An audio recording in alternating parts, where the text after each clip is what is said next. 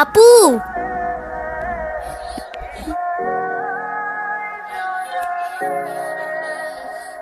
আপু তাড়াতাড়ি আয়, ঈশান ভাই আসছে। এনো, এটা তোমার জন্য। Thank you. দেখি কি? আমাকে দিছে না?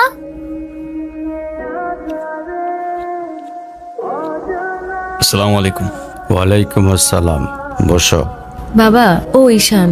হ্যাঁ, সে তো দেখলাম। কি করো তুমি? আমি এলএলবি-তে লাস্ট ইয়ারে আছি। ও, স্টুডেন্ট। তোমার উদ্দেশ্যটা কিন্তু আমি বুঝতে পারছি। জি স্যার।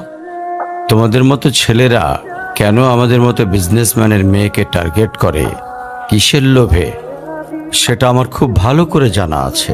বাবা, কি বলছো এসব? তুমি চুপ করো, আমি কথা বলছি।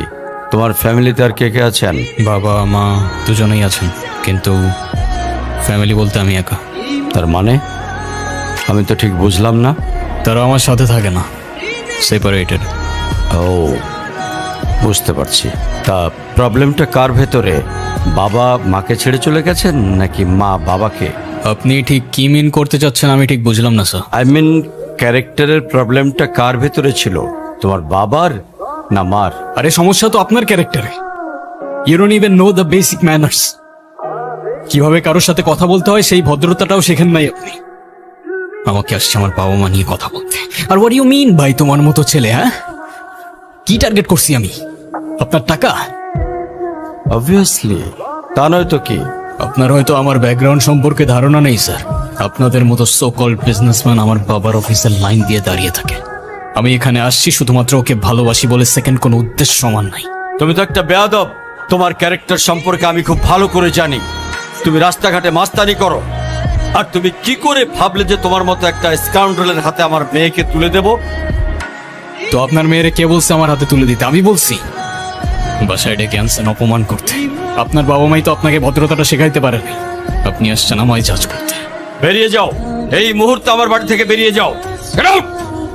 আপনি যদি মনে করেন আপনি চিৎকার করে আমাকে দমায় রাখতে পারবেন, then I can make more noise.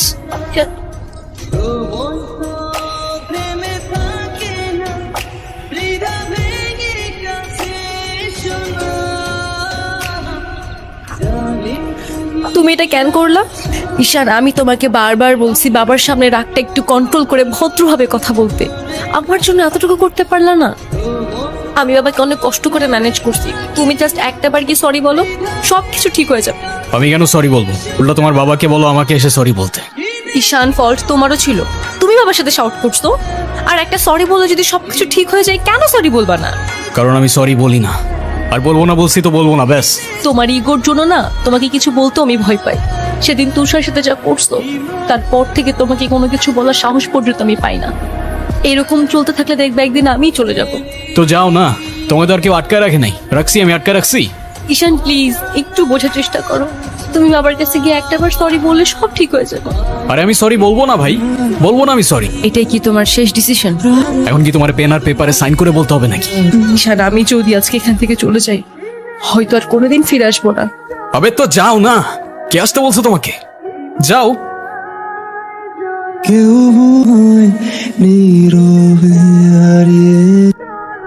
এখন তুমি স্কুল বাঙ্ক করা স্টার্ট করেছো, আবার টিচারকে ফেক গার্ডিয়ানের সাইন দেখিয়েছো। এমনটা আমি তোমার কাছ থেকে কখনোই আশা করিনি নানু ভাই।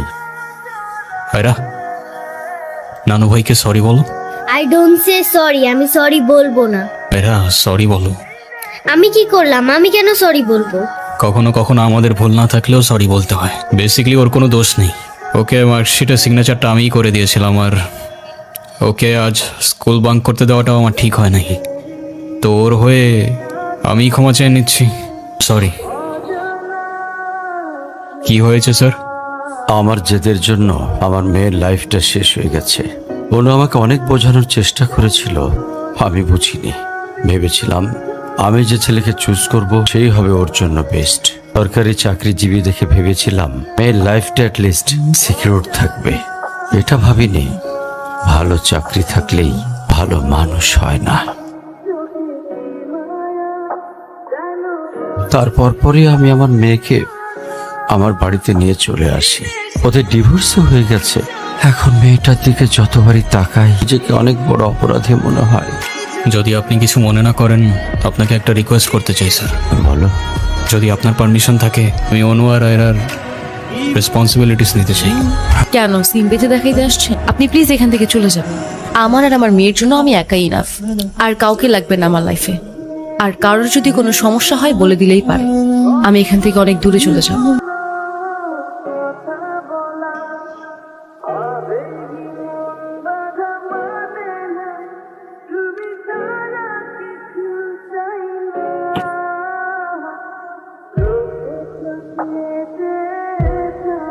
আজকে স্কুলে কেমন পড়াশোনা করলা বাবা? ভালো।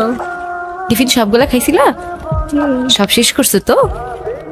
ঈশান, কেমন আছো তুমি? তোমাকে যে কত খুঁজছি আমি। তাই কেন আসেন এখানে বারবার? আপনাকে নাচতে নিষেধ করছি?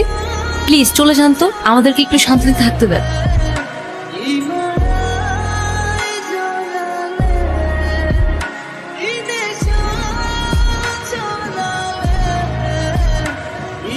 এই কখন আসলে তোমরা? ভালো আছো? এই বেলুনগুলো উপরে লাগাও তো একটু। হো না, বেলুনগুলো কেমন হয়েছে ঠিক করো। আয়রা, তোমার মন খারাপ কেন? সবাই সেলফি তুলছে, তাড়াতাড়ি আসো। আমি যাব না, তুমি যাও। আয়রা চলো, কেক কাটার জন্য সবাই ওয়েট করতেছে। ঈশান কোথায়? ঈশানকে দিয়ে কি করবা তুমি? ও আসবে না। চলো বাবা, সবাই অনেকক্ষণ ধরে ওয়েট করতেছে, আসো। আমি যাব না, যাব না, যাব না।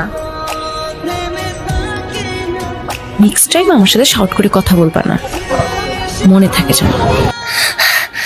আয়রা,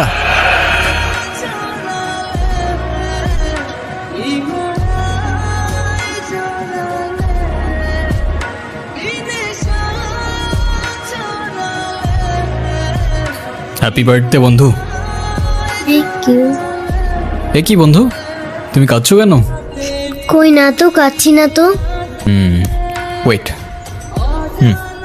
দেখো, এ নাও বন্ধু, একটু মিষ্টি মুখ করে নাও। আপনি আবার আসছেন? এই চলো তো। আস্তে, আমার ব্যথা ওর দোষটা কি অনু? লাগছে। তুমি আমার উপরে জেদ করে ওকে কেন কষ্ট দিচ্ছ? আমার মেয়ে, আমার যা খুশি তাই বলবো, আপনি বলার কি? আর কেনই বা আসছেন এখানে? কেউ না, আমি আর কখনো আসবো না। চলে যাচ্ছি আমি এই শহর ছেড়ে, বহু দূরে। এমনিতেও এই শহরে আপন বলতে তেমন কেউ নেই আমার।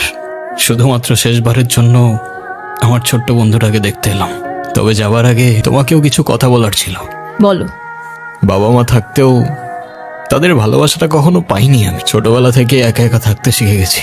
শুধুমাত্র এইটুকু বলতে চাই যে আমার জীবনের মতো অ্যাটলিস্ট ওর জীবনটা হতে দিও না। আমার উপরে থাকা অভিমানগুলোর জন্য তুমি ওকে কষ্ট দিও না। থেকো ছোট্ট বন্ধু, আর তুমিও ভালো থেকো। আসি।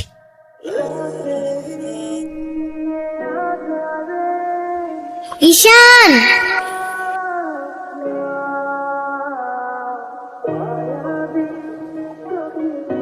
কি? ঈশান তুমি যেও না প্লিজ। যেতে তো হবেই, বলো। কেন যেতে হবে? প্লিজ থাকো না। থেকে আর কি করব বলো? এই শহরে তো আপন কেউ নেই আমার। কে বলেছে আপন কেউ নেই? আমি আছি না, তুমি আমার সাথে থেকে যাও। থেকে যাব? হ্যাঁ প্লিজ প্লিজ। ওকে বন্ধু, থেকে গেলাম। সত্যি? সত্যি। Pinky promise? Pinky promise. Happy Happy birthday to you. Ayra. Happy birthday Happy to birthday. dear Ira.